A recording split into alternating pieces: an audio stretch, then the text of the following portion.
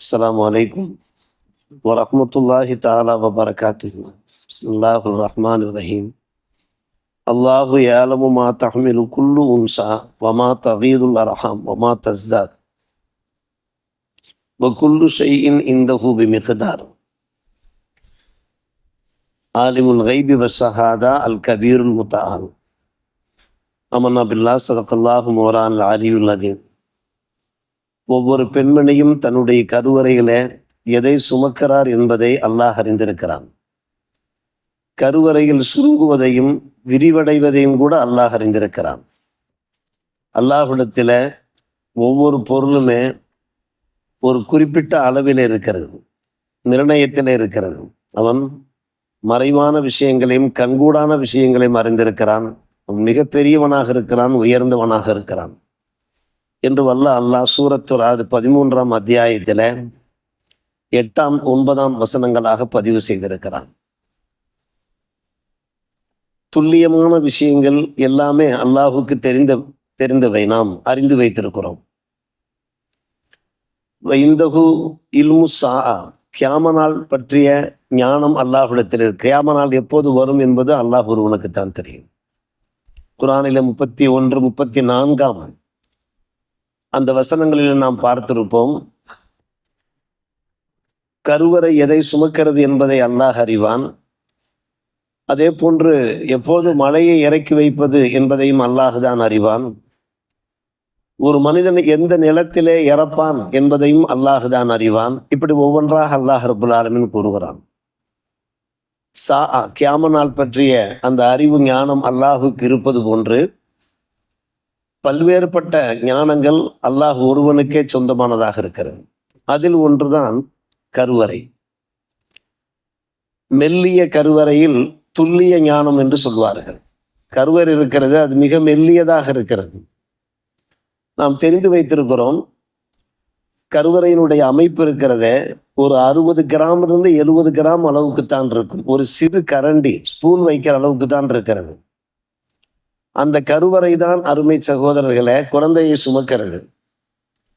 குழந்தையை சுமக்குகிற போது அந்த கருவறை விரிவடைகிறது. விரிவடைந்து குழந்தையை பெற்றெடுக்கிற போது 500 மடங்காக அந்த கருவறை விரிவடைவதாக ஆய்வாளர்கள் நமக்கு எடுத்துரைத்துக் கொண்டிருக்கிறார்கள். இந்த ரகசியங்கள் இதெல்லாம் அல்லாஹுக்கு தெரிந்த விஷயம். அதைத்தான் அல்லாஹ் இங்கு பேசுகிறான். அல்லாஹு யஅலமு மா தஹ்மிலு குல்லு உன்சா, ஒவ்வொரு பெண்மணியும் தம்முடைய கருவறையில எதை சுமக்கிறார் என்பதை அல்லாஹுதான் அறிவான். கருவறைகள் சுருங்குவதையும் விரிவடைவதையும் அல்லாஹுதான் அறிவான். யோசித்து பார்க்கிறோம், கருவறைக்குள் குழந்தை உருவாகிறது. ஆணுடைய அந்த அணு இருக்கிறது பெண்ணினுடைய அந்த சினையோடு இணைந்து உள்ளே செல்கிறது.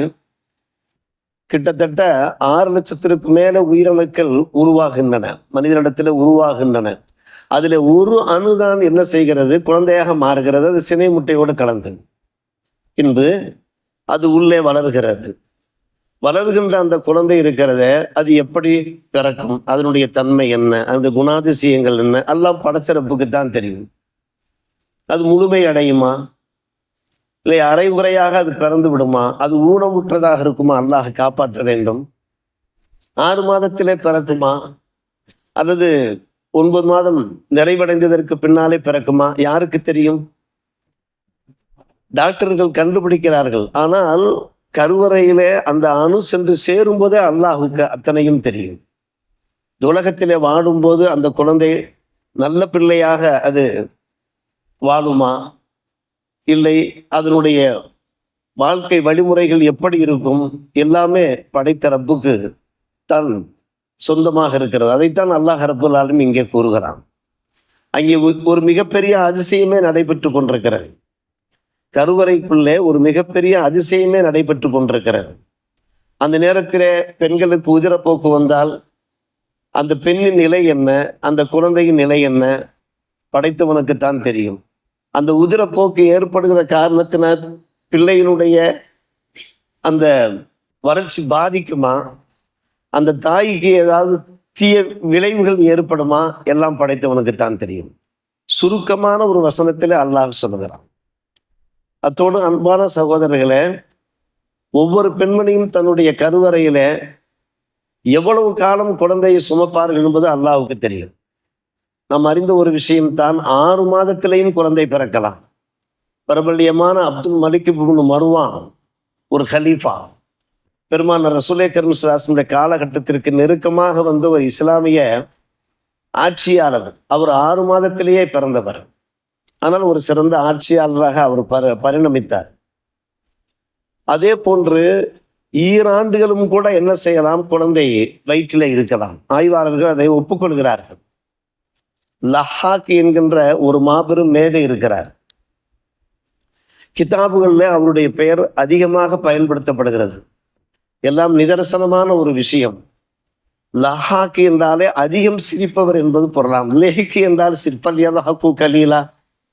ஆனால் அவர் பிறக்கும்போது சிரித்து கொண்டே பிறந்தார். என்ன காரணம் என்று கேட்டால், ஈராண்டுகள் தாயின் வயிற்றிலேயே இருந்தவர் பல் முளைத்து விட்டது. எல்லா குழந்தைகளும் பிறக்கிற போது அழுத வண்ணம் பிறப்பார்கள். அழுத வண்ணம் பிறந்தால்தான் நமக்கு ஒரு நிம்மதியே ஏற்படும். குழந்தை உயிரோடு பிறந்திருக்கிறது என்கிற நிம்மதி ஏற்படும். ஆனால் அவர் சிரித்த வண்ணம் பிறந்த காரணத்தினாலே அவருக்கு லஹாக் என்கிற பெயர் உருவாகிவிட்டது. முகமது பின் அஜ்லான் என்று ஒருவர் இருந்தார். முகமது பின் அஜ்லான் என்பவர், அவருடைய தாயை பற்றி சொல்வார்கள் ஹம்மாலத்துல் ஃபீல் என்பார்கள். யானை குட்டியை சுமந்தவள் என்று சொல்வார்கள். யானை, ஃபீல் என்றால் யானை, யானை குட்டியை சுமந்தவள் என்று. என்ன காரணம் என்று கேட்டால், அந்த தாய்க்கு வயிற்றிலே குழந்தை 3 ஆண்டுகள் இருக்கும் குறைந்தபட்சம். அதற்கு பின்புதான் குழந்தை பிறக்கும். ஒவ்வொரு குழந்தையா 3 ஆண்டுகளாக. அதனால அந்த பெண்மணிக்கு ஹம்மாலத்துல் ஃபீல் என்று பெயராகிவிட்டது. இதெல்லாம் அருமை சகோதரர் வரலாற்றில் கிடைக்கின்ற சில உண்மைகள். நம்முடைய இமாமார்கள் சொல்லுகிறார்கள், இது விரிவான ஒரு விஷயம். நாம் அபூ ஹனீஃபா ரஹ்மத்துல்லாஹி அலைஹி அவர்கள் சொல்லுகிறார்கள், குர்ஆனிலே உள்ள அந்த ஆய்வு பிரகாரம் சொல்லுகிறார்கள், ஒரு குழந்தை 6 மாதத்திலும் பிறக்கலாம், அதிகபட்சம் 7 ஆண்டுகள் என்று முடிவு சொல்கிறார்கள். 7 ஆண்டுகள் வரை ஒரு குழந்தை தாயின் வயிற்றிலே இருக்கலாம். அதற்கெல்லாம் நிரூபணங்கள் இருக்கின்றன, பொறுப்புகள் இருக்கின்றன. எனவேதான் அவர்கள் சட்டத்தை வகுத்திருக்கிறார். நன்கு கவனிக்க வேண்டும். ஒரு குழந்தை உருவாயிருக்கிறது, தந்தை இறந்து போய்விட்டார் என்றால் 7 ஆண்டுகளுக்கு பின்னால் தான் அந்த குழந்தை பிறக்குமானால் அந்த குழந்தை அந்த தந்தைக்கு தான் சொந்தம். காரணம் 7 ஆண்டுகள் இருக்கலாம். எனவே அந்த தந்தையிடமிருந்து அந்த தாயும் அந்த குழந்தையும் வாரிசாகுவார்கள். அவர்களுக்கு அனந்தர சொத்து கொடுத்தாக வேண்டும், அனந்தர சொத்து கொடுத்தாக வேண்டும். அந்த பெண்ணை விபச்சாரி என்ற பெயர் சூட்டிவிடக்கூடாது. என்ன காரணம்? 7 ஆண்டுகள் வரை குழந்தை வயிற்றுக்குள் இருக்க முடியும் என்று இமாம் அபூ ஹனீஃபா ரஹ்மத்துல்லாஹி அலைஹி அவர்கள், மாபெரும் இமாமுல் ஆதம், மாபெரும் மேதை என்று நாம் குறிப்பிடுகின்றோமே, அவர்கள் நமக்கு வழிவகுத்து தருகிறார். இப்படி நிறைய சட்டதிட்டங்களை இந்த ஆயத்தை அடிப்படையாக வைத்து ஆய்வாளர்கள் நமக்கு பல்வேறுபட்ட உண்மைகளை எடுத்துரைத்தவாறு இருக்கிறார்கள். ஆக அல்லாஹ் சொல்லுகிறான் சூரத்து ராத், தாங்கள் வீட்டிற்கு சென்றீர்கள் என்றால் 13ஆம் அத்தியாயம் 8ஆம் 9ஆம் வசனங்களை புரட்டி பாருங்கள். எவ்வளவு அழகான வசனம் பாருங்கள். குழந்தை உள்ளே உயிரோடு இருக்கிறதா என்பதை கூட கடைசியாகத்தானே கண்டுபிடிக்கிறார்கள். எத்தனை விந்தைகள் அங்கே நடைபெற்றவாறு இருக்கிறது. உடனே குழந்தை எடுக்க வேண்டும் என்று டாக்டர்கள் நம்மை எச்சரிக்கை செய்கிறார்கள். அவ்வப்போது செக் பண்ணி கொண்டே இருக்கிறார்கள். குழந்தையினுடைய பருமன் இந்த அளவுக்கு இருக்கிறது, அதனுடைய இரத்த அளவு குல்லு ஷையின் இந்த மிக்தார் என்று அல்லாஹ் சொல்லுகிறான். இரத்த அளவு இந்த அளவுக்கு இருக்கிறது, சர்க்குலேஷன் சரியில்லாமல் இருக்கிறது, எனவே இன்னென்ன உணவுகள் ஊட்ட வேண்டும். கருவை சுமந்திருக்கக்கூடிய அந்த தாய்க்கு இன்னென்ன ஊட்டமுள்ள உணவுகளை ஊட்டினால்தான் அந்த பிள்ளை நன்கு பிறக்கும் என்றெல்லாம் இன்றைக்கு டாக்டர்ஸுகள் எடுத்துரைக்கிறார்கள் என்றால், இவர்கள் ஆய்வு செய்து ஒவ்வொன்றாக கண்டுபிடித்து சொல்கிறார்கள். ஆனால் அல்லாஹ் அப்போதே அறிந்திருக்கிறான்.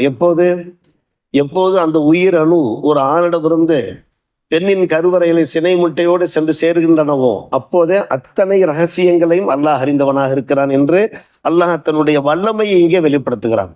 அல்லாஹு யாலும் மா தஹ்மிரு குல்லு உன்சா வமா தகீதுல் அரஹாமு மா தஸ்தாத். சுருக்கமான ஒரு கருவறை தான், அது 500 மடங்கு அது விரிவடைந்து அது குழந்தையை ஈண்டெடுக்கிறது என்று கேட்டால் இது இறைவனுடைய சக்தி.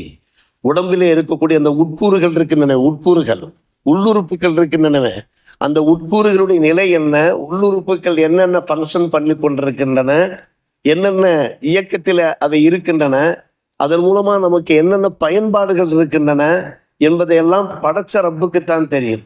புதுசு புதுசாக கண்டுபிடித்து சொல்வார்கள். ஆனால் அல்லாஹ் சொல்லுகிறான், நான் அனைத்தையும் அறிந்தவன் என்று சொல்லி எப்படி முடிக்கிறான்? மறைவான விஷயங்களும் தெரியும், கண்கூடான விஷயங்களும் தெரியும், நான் தான் பெரியவன், நான் தான் உயர்ந்தவன் என்று அல்லாஹ் சொல்லுகிறானே. எனவே அல்லாஹ்வுடைய வல்லமையை விளங்கி அல்லாஹுவே சார்ந்து நாம் வாழ்வோம். நமக்கு உணவளிப்பவன், நமக்கு உயிரை தருபவன், எல்லா வகையான பாக்கியங்களையும் தருபவன் அந்த படைத்த ரப்பு தான் என்கின்ற நம்பிக்கையோடு வாழ்வோம். அல்லாஹ் நல்ல புரிவானாக. வாஹிர் தாவானா அல்ஹம்துலில்லாஹி ரப்பில் ஆலமீன்.